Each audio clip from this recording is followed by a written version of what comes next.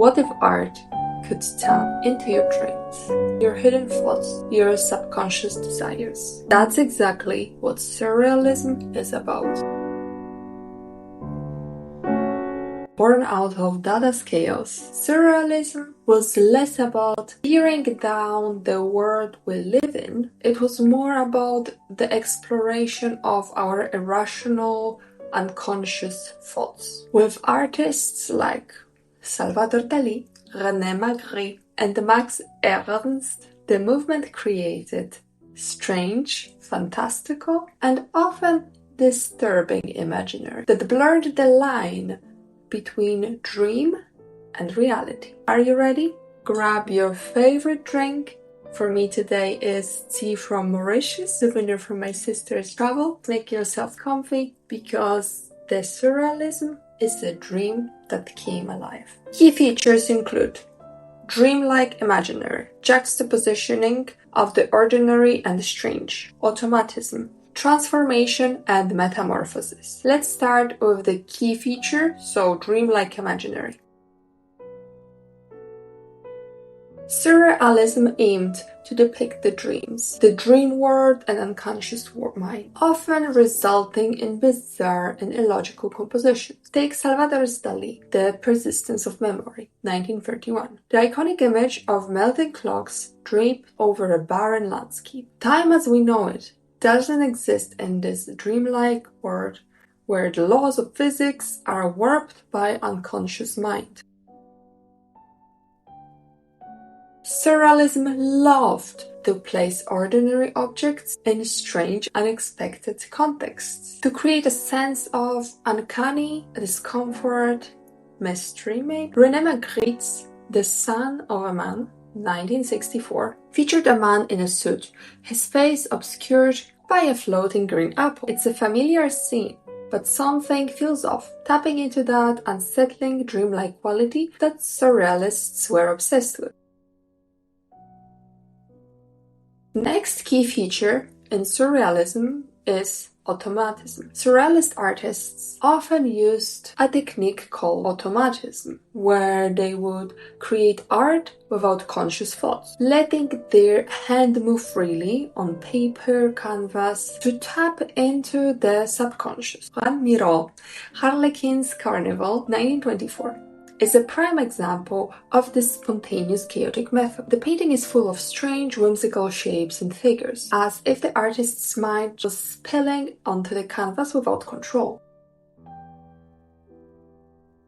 Surrealist art often featured objects or figures transforming into something else, blurring the boundaries between different forms. In Max Ernst, The Elephant Celebs, 1921, we see an elephant-like figure that seems part machine, part beast, existing in a strange, dreamlike fusion of mechanical and organic forms. The idea of metamorphosis reflects the ever-changing nature of dreams. In a way, it's a prediction of the 21st century.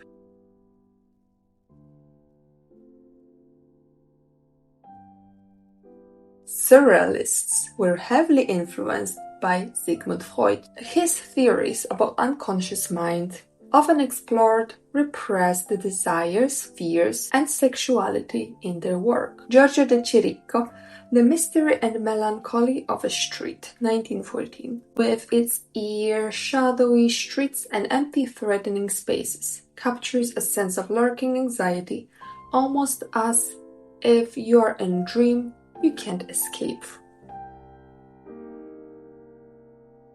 So while Dada was chaotic and anti-art, Surrealism was more focused on exploring inner world of the mind. Both movements shared a desire to break free from the traditional conventions of art, but where Dada was rebellious and nonsensical, Surrealism was more into introspective, tapping into dreams and the unconscious. It was like a change from deconstructing the real world versus trying to understand what's inside of our heads. Surrealism had a huge influence not just on visual art, but also on literature, film, and even psychology, or vice versa, because it was influenced heavily by psychology. It opened new ways of thinking about the relationship between art and mind, inspiring filmmakers like Louis Brunier and writers like André Breton.